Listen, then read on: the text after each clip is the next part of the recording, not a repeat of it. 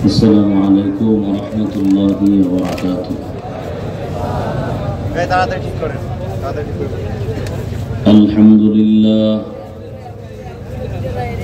الحمد لله الذي جعل الشمس والقمر بحسبان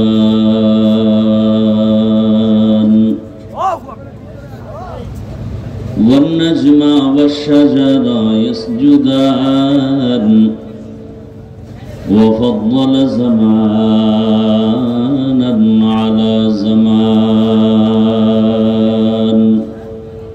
كما فضل مكانا على مكان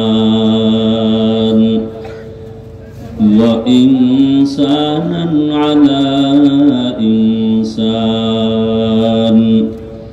ونشهد أن لا إله إلا الله وحده لا شريك له لا ضد له ولا ند له ولا مثل له ونشهد أن سيدنا وسندنا وحبيبنا وحبيب ربنا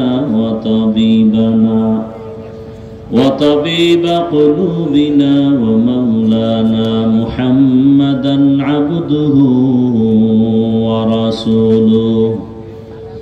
اللهم صل على محمد النبي الأمي وعلى آله وسلم تسليما. وبعد فأعوذ بالله من الشيطان الرجيم. بسم الله الرحمن الرحيم.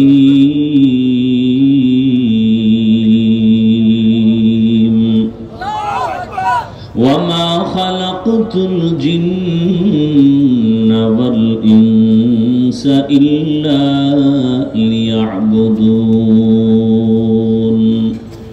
وقال رسول الله صلى الله عليه وآله وسلم لا طاعة لمخلوق في معصية الخالق. صدق الله مولانا العظيم وصدق رسوله النبي الأمي الكريم ونحن على ذلك من الشاهدين والشاكرين والذاكرين والحمد لله رب العالمين. سبحانك لا علم لنا إلا ما علمتنا إنك أنت العليم الحكيم. رب اشرح لي صدري ويسر لي أمري واحلل عقدة من لساني يفقه قولي. मोमिन जो फिदा नक्श कफे पाए नबी हो, मोमिन जो फिदा नक्श कफे पाए नबी हो ज़ीर कदम आज भी आलम का खजीना हो, ज़ीर कदम आज भी आलम का खजीना। गर सुन्नत नबवी की करे पैरवी उम्मत, गर सुन्नत नबवी की करे पैरवी उम्मत, तूफान से निकल जाएगा फिर इसका सफीना, तूफान से निकल जाएगा फिर इसका सफीना।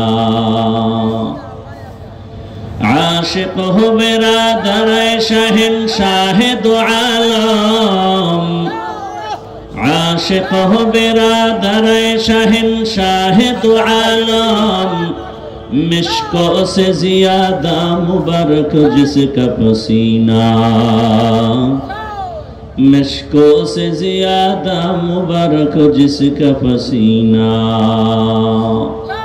कर दिल में तरफ हो मेरे आका का ज़ियारत, कर दिल में तरफ हो मेरे आका का ज़ियारत, एक आन में आए नबी दिखला दे मदीना, एक आन में आए नबी दिखला दे मदीना। ला इलाहा इल्लल्लाह, ला इलाहा इल्लल्लाह,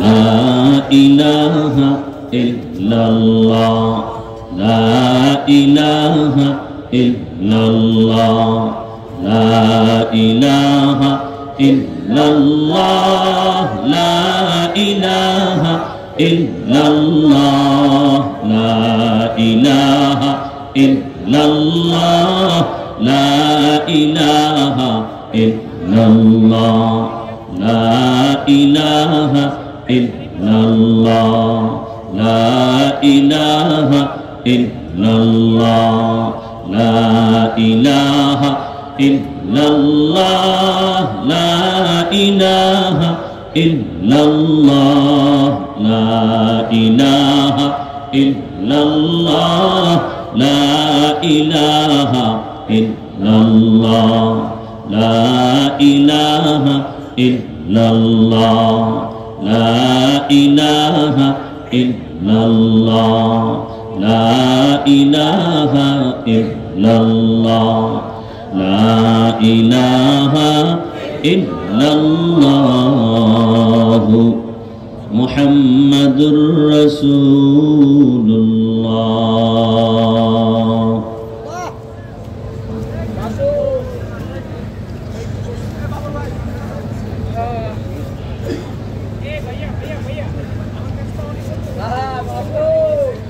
আন্তর্জাতিক সিরাত কনফারেন্স কর্তৃক আয়োজিত আজকের এই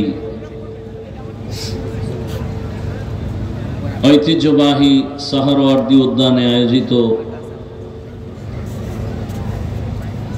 মহা এ সম্মেলনে উপস্থিত মুহতারাম সম্মানিত সভাপতি, প্রধান অতিথি, বিশেষ অতিথিবৃন্দ, হযরত উলামায়ে কেরাম, বিভিন্ন জায়গা থেকে আগত আল্লাহ পাকের আশিকিন, জাকিরিন, শাকিরিন, মুহিব্বিন, মুরব্বিয়ান এজাম, কলিজার টুকরা, সমবয়সী যুবক বন্ধুগণ, স্নেহের ছোট ভাই, পর্দার আড়ালে মা বোনেরা, আল্লাহ পাকের দরবারে শুকর যে আল্লাহ পাক আমাদেরকে সুস্থ রেখেছেন, আলহামদুলিল্লাহ। জীবনের এক অমূল্য সম্পদের নাম সুস্থতা। টাকা পয়সা বাড়ি গাড়ি সব আছে, কিন্তু আপনি অসুস্থ, জীবনের কোনো দাম। টাকা পয়সা বাড়ি গাড়ি তেমন নাই, কিন্তু আপনি সুস্থ, আপনার মতো সুখী কেউ নাই। আল্লাহ পাক আমাদের সুস্থতাকে দায়েমান কবুল করেন। হাজারো লাখো মানুষের ভেতর থেকে দয়াময় আল্লাহ আমাদেরকে বাছাই করে এখানে হাজির করেছেন। আর একবার শুকর আদায় করি আলহামদুলিল্লাহ। নবীজি বলেন, আলহামদু আলান নিয়ামতি আমানুল লিজাওয়ালিহা। নিয়ামত পেয়ে যারা শুকর আদায় করবে, আল্লাহ পাকে শুকরের বরকতে নিয়ামতকে তাদের জন্য স্থায়ী করে দিবেন। দরুদ ও সালাম সাইয়্যিদুল মুরসালিন রাহমাতুল লিল আলামিন, শফিউল মুজনিবিন, খাতামুন নবিয়্যিন, সৈয়দুস সাকালাইন, ইমামুল মুরসালিন, শফিয়ে আজম, রসুল আকরম, রহমতে আলম, নবীউল আরব আল আজম, হাবিবে কিবরিয়া, আশরফুল আম্বিয়া, সৈয়দুল আম্বিয়া, শফিয়ে মাহশর, সাকিয়ে কৌসর, আকায়ে নামদার, মদিনাহ কা তাজদার, আফতাব নবুয়ত, ফখরে মওজুদাত, সৈয়দুল মখলুকাত, হযরত মুহাম্মদুর রাসূলুল্লাহ সাল্লাল্লাহু আলাইহি ওয়া আলিহি ওয়াসাল্লামের উপর সর্বোপরি শুকর যাদের অক্লান্ত পরিশ্রমের মাধ্যমে আজ সুন্দর আয়োজন, সময়, পরামর্শ, অর্থ দিয়ে দোয়া করে উপস্থিত হয়ে মাইক, লাইট, প্যান্ডেলের ব্যবস্থাপনার মাধ্যমে সার্বিক সহযোগিতা যারা করেছেন, প্রত্যেককেই আল্লাহ পাক খেদমতের বরকতে দুনিয়াতে শান্তি, পরকালে চিরমুক্তির ব্যবস্থা করে দিন। দেশের শীর্ষস্থানীয় হযরত উলামায়ে কেরাম জুমার পর থেকে আলোচনা করেছেন। বিশেষ করে হাজারো লাখো মুসলমানের আধ্যাত্মিক রাহবার তলবের চিকিৎসামূলক আলোচনা একটু আগে করেছেন নায়েবে আমিরুল মুজাহিদিন শাইখে চরমনাই। এর আগে বয়ান করেছেন হযরতুল আল্লামা মামুনুল হক দামাত বারাকাতুহুম, এবং আজকের এই প্রোগ্রামের মধ্যমণি হযরত পীর সাহেব হুজুর চরমনাই, শেষ দোয়া পরিচালনা করবেন। আল্লাহ পাক শেষ পর্যন্ত আমাদেরকে থাকার তৌফিক দান করেন।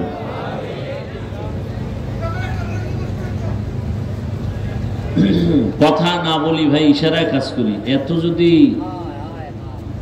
গরম থাকে তো সমস্যা। আল্লাহ সবাইকে হেদায়াতের দৌলত দান করেন। আমি আপনাদের দোয়া নেওয়ার জন্য আসছি এবং খুব সংক্ষেপ দু চারটি কথা বলার নিয়তে কোরআনে হাকিমের এক আয়াত, রাসূলের একটি হাদিস পড়েছি। ওলামায়ে কেরাম যে আলোচনা করেছেন করবেন, সমস্ত কথাগুলো সহি তরিকায় আল্লাহ আমাদের আমল করার তৌফিক দান করেন। ওলামায়ে কেরামের ইজ্জতকে আল্লাহ বেশি বেশি বাড়ায় দেন। যারা বিভিন্নভাবে ওলামায়ে কেরামের ইজ্জতকে নষ্ট করার জন্য চক্রান্ত করে, লেখার মাধ্যমে বলার মাধ্যমে, আল্লাহ তাদের হেদায়াত দান করেন। আল্লাহ পাকের ইলম ও কুদরতে তাদের হেদায়াত না থাকলে কুদরতের দ্বারা আল্লাহ তাদেরকে দমন করে দেন। এই কথাগুলো এজন্য বললাম যে কিয়ামত পর্যন্ত এই জাতি আর কোনোদিন নবী পাবে? সাহাবায়ে কেরাম কোনোদিন নবী আসবেন না। সাহাবায়ে কেরাম দাওয়াতের জন্য আসবেন না। আইম্মায়ে কেরাম আসবেন না। বড় বড় আউলিয়ায়ে কেরাম আর আসবেন না। কিয়ামত পর্যন্ত এই জাতি দুনিয়াতে যদি সম্মান আর শান্তি চায় এবং পরকালে জান্নাত চায়, এই সব দুনিয়া আখেরাতের শান্তি এবং কল্যাণের পথ দেখাবেন একমাত্র, শুধুমাত্র, কেবলমাত্র উলামায়ে কেরাম। এজন্য চক্রান্ত চলছে আলেমদের থেকে উম্মতকে আলাদা কেমনে করা যায়, আলেমদের প্রতি ঘৃণা জমানো যায়। কারণ আলেমের প্রতি মানুষের যখন ঘৃণা চলে আসবে তখন আলেমের পেছনে আর নামাজ পড়বে না, বয়ান শুনবে না, ইসলামের বাতি আস্তে আস্তে পাওয়ার কমে যাবে। এই ষড়যন্ত্র থেকে আমাদের যথেষ্ট পরিমাণ সতর্কতা অবলম্বন করতে হবে যে কিয়ামত পর্যন্ত এই জাতির একমাত্র নির্ভেজাল, নিরেট, নিঃস্বার্থ বন্ধু উলামায়ে কেরাম। বাকিরা সব চান্দাবাজ আর ধান্দাবাজ। একমাত্র জাতির চূড়ান্ত নিরেট, নির্ভেজাল, নিঃস্বার্থ বন্ধু কারা? উলামায়ে কেরাম। বাকিরা আমাদেরকে অনেক কিছু দিতে চায় কিন্তু পেছনে স্বার্থ। উলামায়ে কেরাম আমাদের জন্য কিছু দিতে না পারলেও জীবন দিতে চান, রক্ত দিতে চান, পেছনে কোনো স্বার্থ নেই। আছে কোনো স্বার্থ? এ বিষয়ে অনেক কথা। মহামারী করোনা আমাদেরকে চোখে আঙ্গুল দিয়ে দেখিয়ে দিয়েছে। বাবা করোনা আক্রান্ত, আপন সন্তান কাছে যায় না, মরার ভয়। সেই সময় শত শত করোনার লাশ আমার দেশের টুপিওয়ালা উলামায়ে কেরাম আর আমাদের দেশের পুলিশ ভাইরা এই লাশগুলো নিজের তত্ত্বাবধানে উলামায়ে কেরাম কাঁধে নিলেন, গোসল করালেন, কাফন পরালেন, জানাজা পড়ালেন, কবরে রাখলেন। একজন হুজুরও করোনায় মরে নাই। নিঃস্বার্থ খেদমত। আল্লাহ সবাইকে বুঝার তৌফিক দান করুন। আর নগদ একটা প্রমাণ, আপনারা সবাই জানেন, শিক্ষিত মানুষ, আমার দেশে সরকারি বেসরকারি চাকরি যারা করেন, বলেন তো তাদের প্রতিদিনের ডিউটি কত ঘন্টা? বলেন। নিম্নে বেতন কত? 20,000। আর টেবিলের নিচে তো আরো অনেক মুক্তার দানা পাওয়া যায়। সারা দেশের মসজিদগুলোতে যে উলামায়ে কেরাম ইমামতির দায়িত্ব পালন করেন, বলেন তো তাদের ডিউটি কত ঘন্টা? বলেন। বেতন কত? হ্যাঁ, বিবেক দিছে আল্লাহ মানুষকে, চিন্তা করেন এর থেকে জুলুম আর কি হতে পারে জমিনে। এরপরও কি কোন হুজুর বলছে যে বেতন বাড়াও, না হয় জুমার নামাজের সূরা উল্টা পড়া হবে? কারোর সাথে খারাপ আচরণ করেছেন? বরং কলিজা দিয়া দোয়া করে, কলিজা দিয়া দোয়া করে। ব্যবসায়ীদের আল্লাহ তুমি বরকত দাও, কবরওয়ালাদের মাফ করো, অসুস্থ রোগীদের সুস্থ বানাও। এরপরেও যারা আঙ্গুল ঘুরায় ঘুরায় বলে হুজুরেরা খারাপ, আমি বলি তার 14 গোষ্ঠীর রক্ত খারাপ। আল্লাহ হেদায়েত দান করুন। আল্লাহ হেদায়েত দান করুন। ভাইয়ের আমার, এশার নামাজ সমাগত। আমি একটু করে আয়াত ও হাদিস পড়েছি, তরজমাটা বলে নেই। আল্লাহ বলেন, ওয়ামা খালাকতুল জিন্না ওয়াল ইনসা ইল্লা লিয়াবুদুন। আমি জিন ও ইনসানকে সৃষ্টি করি নাই, হ্যাঁ করেছি একমাত্র ইবাদতের জন্য। নবীজি বলেন, লা তাআতা লি মাখলুকিন ফি মাসিয়াতিল খালিক। আল্লাহকে অসন্তুষ্ট করে পৃথিবীর ভিন্ন কারো হুকুম মানা হারাম। আল্লাহকে অসন্তুষ্ট করে পৃথিবীর কারো হুকুম মানা যাবে? এটা তরজমা। ব্যাখ্যা কি হবে? বলে আল্লাহকে বেজার করে পীরের কথা মানা হারাম, আল্লাহকে বেজার করে অসন্তুষ্ট করে নেতার কথা মানা হারাম। এখন একজনে যদি বলে, হুজুর নেতার কথা মানা হারাম, কোন আয়াতে আছে? এরকম তার ছাড়া বহু সমাজে আছে না নাই? রাসূল বলেন, আল্লাহকে বেজার করা যাবে না, দুনিয়ার সব বেজার হোক, আল্লাহকে বেজার করা যাবে না। কেন? বলে দুনিয়ার সবাই স্বার্থপর, আমাকে দিছে অনেক কিছু আমার মা বাবা, কিন্তু আমার আল্লাহ যে আমাকে যা দিয়েছেন এর 1000 কোটি ভাগের 1 ভাগও আমার মা বাবা আমাকে দেন নাই। এবং আমার মা বাবা যা দিয়েছেন পেছনে স্বার্থ আছে, আছে না নাই? সোনার বাংলায় তাকায় দেখেন, স্বার্থ না থাকলে মা বাবা সন্তানকে জবাই করে কেন? এই আকাম চলে না? চলে না? আবার স্বার্থ যদি না থাকে, সন্তান মা বাবাকে জবাই করে কেন? স্ত্রী স্বামীকে জবাই করে, স্বামী স্ত্রীকে জবাই করে। শুধু কি তাই? লজ্জা লাগে বলতে। বাবা তার আপন মেয়েকে হোটেলের মধ্যে ঢুকায় বলে, আজকের রাতের জন্য তুই আর মেয়ে না, তুই আমার স্ত্রীর মতো। নজুবিল্লাহ আসে না? এটা কি ইন্ডিয়ার খবর? সোনার বাংলার তাজা খবর। আল্লাহ পাক আমাকে আপনাকে যা দিয়েছেন কোন স্বার্থের দিকে তাকান নাই। আল্লাহ যদি স্বার্থপর হইতেন, আল্লাহর দেওয়া পানি, আল্লাহর দেওয়া সূর্যের আলো, চাঁদের আলো, আল্লাহ পাক এত কিছু আমাকে দিছেন বলে কিছুই দেয় নাই। তোর চোখ দিছে কে? আপনার আমার মতো কত সন্তান ভিক্ষা করে, 2 চোখ দেখে না, জবান আছে খায় ঠিক, কথার আওয়াজ আসে না। আমার আল্লাহ এত নিয়ামত আমাকে দান করেছেন, বিনিময় আল্লাহ কিছু চান নাই। এরপর আল্লাহর দেয়া সব পাইয়াও আল্লাহর নাফরমানি করি, সন্তানের হক আদায় করি না, মা বাবার হক আদায় করি না, ভাইয়ের হক আদায় করি না, নামাজ পড়ি না, রোজা রাখি না, তেলাওয়াত করি না, হালাল হারামের ভেদাভেদ নাই। নাই তো নাই। নিজেকে দুর্বল মনে করবো? না, আরো বাহাদুরি করে, নামাজ না পড়লো দিল পরিষ্কার, আছে না নাই? শুধু তাই না, আর একটু আপডেট চালাক যারা, ওরা আমরা হুজুরদের থেকেও ভালো আছি, বলে না? বলে না? শুধু নফসের গোলামির পেছনে দৌড়ায়। আল্লাহর নবী বলেন, আল্লাহর মতো আপন কেউ নাই, এখনো নাই, পিছনেও ছিল না, সামনেও থাকবে না। যিনি নিঃস্বার্থ আমার আপন, তিনি আমার আল্লাহ। ইয়া ইলাহি मुझसे मुझको दूर कर, ताके देखो मुझ में तुझको एक नजर। या इलाही तू मेरा माबूद है, या इलाही तू मेरा माशूक है। সিরাত সম্মেলন মানি রসুলের আদর্শের বয়ান, রসুলের আদর্শ মানি কোরআনুল কারীম। টোটাল কোরআন রসুলের সিরাত, কোরআনের যত আলোচনা হবে সব সিরাতের আলোচনা। কারণ এ বিষয়ে উলামায়ে হযরত তথ্যবহুল আলোচনা করেছেন। আল্লাহ দুনিয়াতে মানুষ পাঠাইছেন, এ কথা বলতে গিয়ে আল্লাহ পাক বললেন, আমি মানুষ ও জিন সৃষ্টি করি নাই, হ্যাঁ করেছি ইবাদতের জন্য।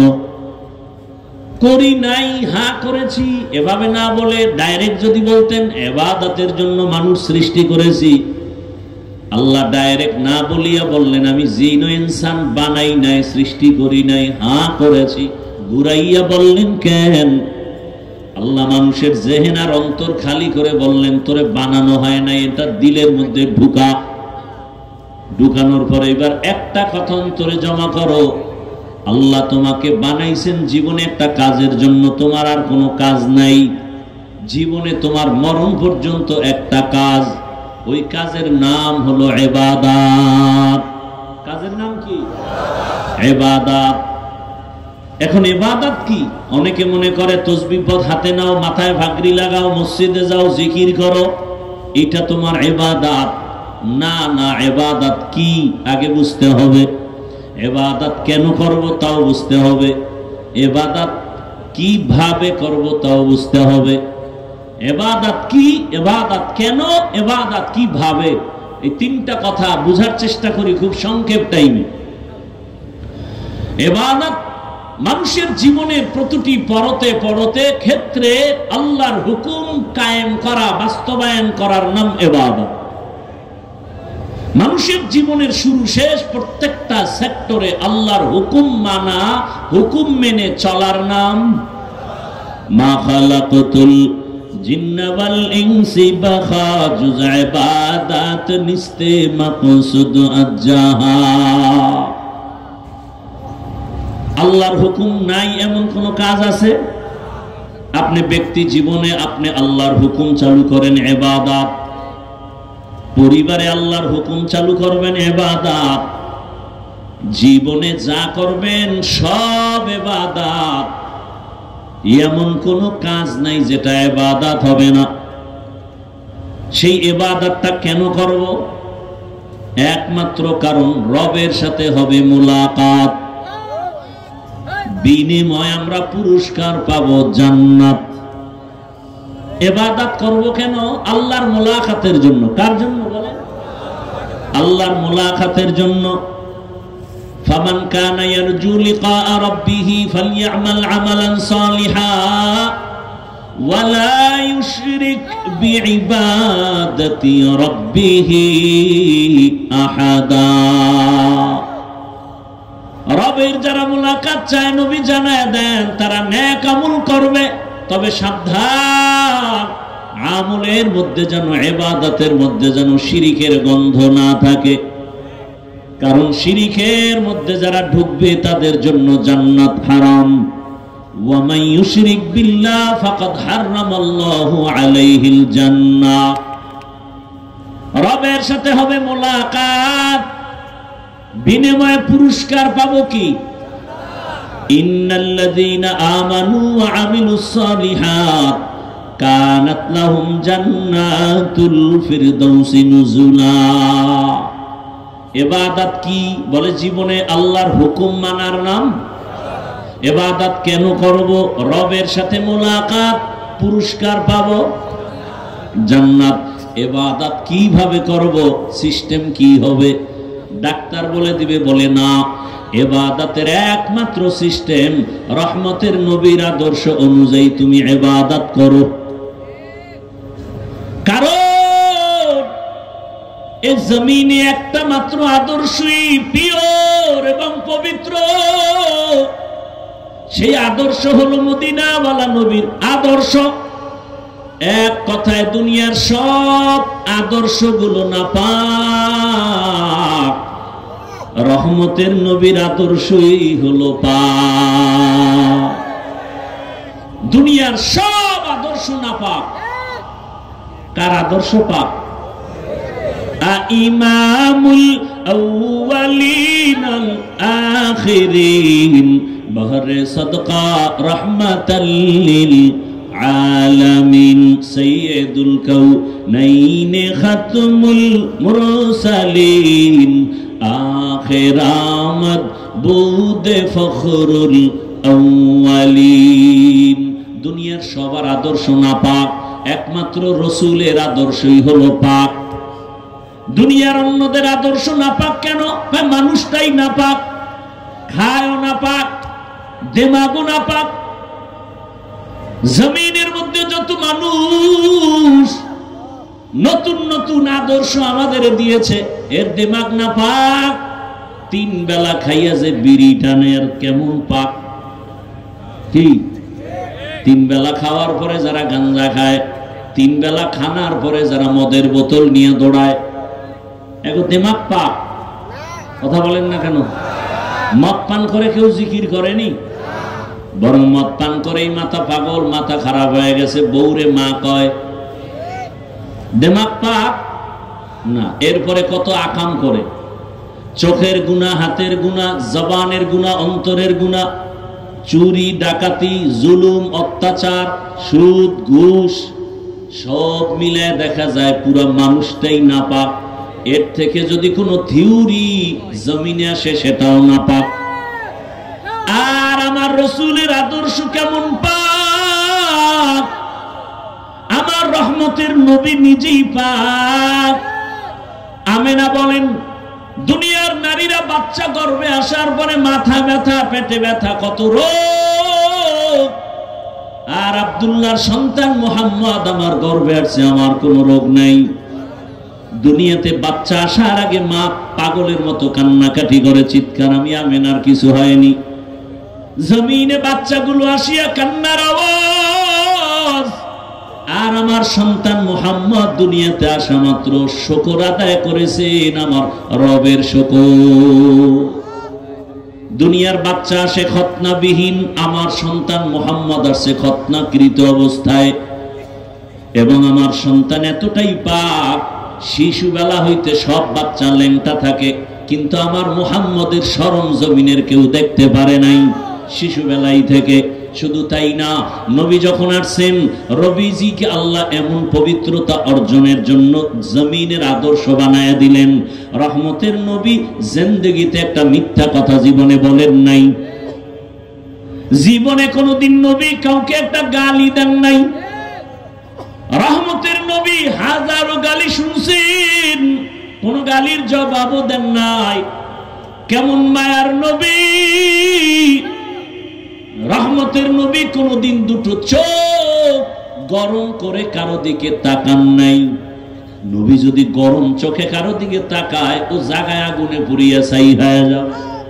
কারণ আমার রসুলের মধ্যে সে পাওয়ার আল্লাহ দিয়া রাখছেন। আম্মা জান আয়েশা রাদিয়াল্লাহু আনহা বলেন, নবীজির ঘাম আমি বোতলে ভরে রাখতাম, আর মেশক হিসাবে, আতর হিসাবে ব্যবহার করতাম। রহমতের নবী যেখানে কদম রাখেন, ওই জায়গা থেকে, ওখান থেকে মেশকের ঘ্রাণ। কেমন মায়ার নবী! রহমতের নবীর শরীর মোবারকে মশা মাছি পড়ে না, হারাম। মেঘের খণ্ড ছায়া দেয়, সূর্যের গরম যেন রহমতের নবীর কষ্ট না হয়। রহমতের নবী এতটাই পাক, এমন এক টাইমে মক্কা নগরীতে আসছেন, মক্কার জমিনের মানুষ ছিল না পাক। নিজে বাবা হইয়া কন্যা সন্তানের গলা টিপে মেরে ফেলে, কতটা নিকৃষ্ট। মক্কার মানুষ, নারী আর পুরুষ একসাথে হইয়া উলঙ্গ বাইতুল্লাহ তাওয়াফ করে।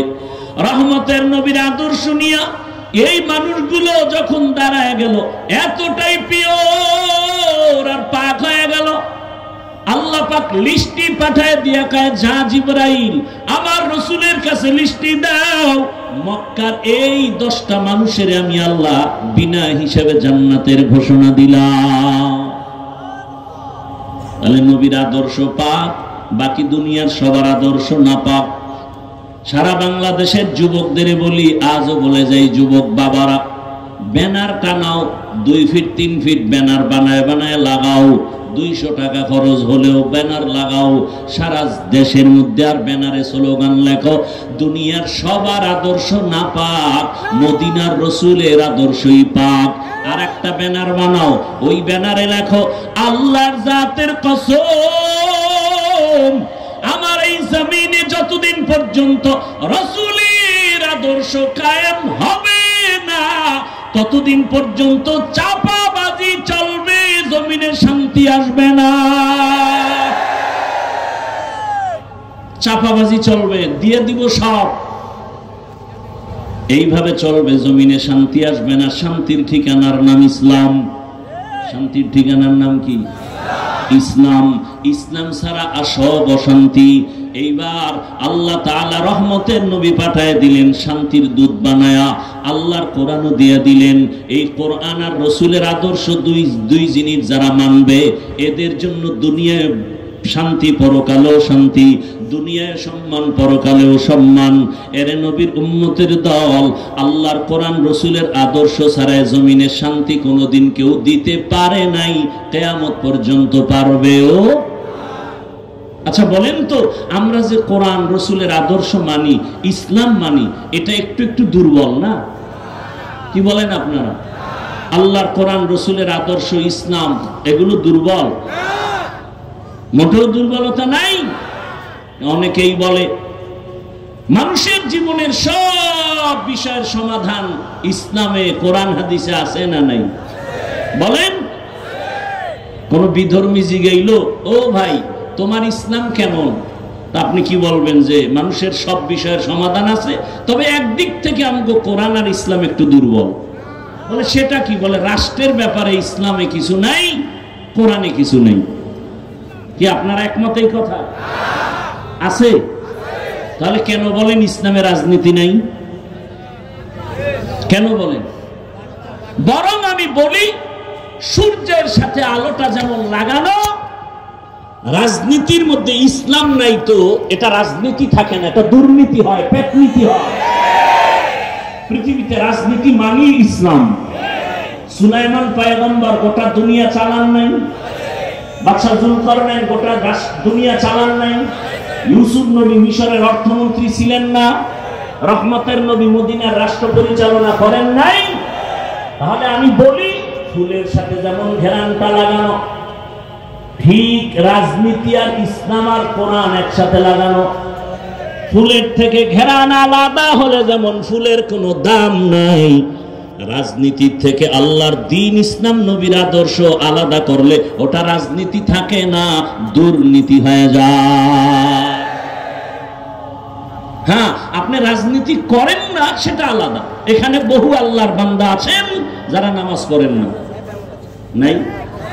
নামাজ না পড়া এক জিনিস, নামাজের বিরোধিতা করা আর এক জিনিস। যে নামাজ পড়ে না তাকে গালি দেওয়া যাবে না, কারণ তার অন্তরে আগ্রহ আছে, সুযোগ পেলে পড়বে। আর যে ব্যক্তি নামাজ পছন্দ করে না তাকে ছাড় দেওয়া যাবে না, কেন? তার ঈমান বিদায়ের পথে। যে আল্লাহর পর্দার বিধান মতো পর্দা করে না সে মুমিন, তাকে গালি দেওয়া যাবে না। যে পর্দার বিধানের বিরোধিতা করবে তারে ছাড় দেওয়া যাবে না, কারণ সে বেঈমান। যে দাড়ি রাখে না তাকে গালি দেওয়া যাবে না, সে মুমিন। কিন্তু যে দাড়ি পছন্দ করে না তাকে ছাড় দেওয়া যাবে না, সে বেঈমান। ইসলামী রাজনীতি যে করে না তাকে গালি দেওয়া যাবে না, সে মুমিন। সুযোগ পেলে করবে। কিন্তু যারা ইসলামী রাজনীতি পছন্দ করে না তাকে ছাড় দেয়া যাবে না, সে ইসলামের ব্যানারে বেঈমান। রুকু যাও সুন্নতে আহমদ কো যা পা মুহাম্মদ কে বুদ নিসবত তোরা মান আহাব্বা সুন্নতি কৌলে রসুল মজদায়ে কানা মাই হামকুন কবুল। ইবাদত কি? আল্লাহর হুকুম জীবনে বাস্তবায়ন করার নাম ইবাদত। ইবাদত কেন করব? এক নাম্বার টার্গেট রবের সাথে হবে মোলাকাত, দ্বিতীয় পুরস্কার হিসাবে পাবো আমরা জান্নাত। ইবাদত কোন সিস্টেমে করব? একমাত্র মদিনাওয়ালা রাসূলের আদর্শ অনুযায়ী। নবীর আদর্শে ব্যবসা করেন ইবাদত, নবীর আদর্শ মেনে চাকরি করেন ইবাদত, নবীর আদর্শ মেনে ঘুমান ইবাদত, নবীর আদর্শ মেনে আপনি হাসি দিবেন ইবাদত। আর নবীর আদর্শ বাদ দিয়ে নামাজ পড়বেন, কাজে লাগবে না। নবীর আদর্শ বাদ দিয়ে রোজা রাখবেন, কাজে আসবে না। সব কিছু হতে হবে নবীর আদর্শ অনুযায়ী। আর নবীর আদর্শ নাই এমন কোনো কাজ নাই। আঙ্গুলের নখগুলো কেমনে কাটবেন সেখানেও নবীর আদর্শ, চুলগুলো কেমনে রাখবেন কাটবেন সেখানেও নবীর আদর্শ। বুঝাইতে পারছি তো? তাহলে নবীর আদর্শ পারফেক্ট এবং পিওর পবিত্র, বাকি সব আদর্শ নাপাক। আল্লাহ বুঝার তৌফিক দান করেন, আল্লাহ বুঝার তৌফিক দান করেন। মুসিবত থেকে আল্লাহ পাক হেফাজত করেন। রাসূলের আদর্শওয়ালা জীবন আল্লাহ আমাদেরকে দান করেন। এ বিশাল প্রোগ্রাম অনেক ওলামায়ে কেরাম আলোচনা করবেন এশার নামাজের পরে, হয়তো এখান থেকে কর্মসূচি দেওয়া হবে। তবে ইসলামকে টিকায় রাখার জন্য, রাসূলের আদর্শ বাস্তবায়নের ক্ষেত্রে আমাদের কোনো কাজ আছে না নাই?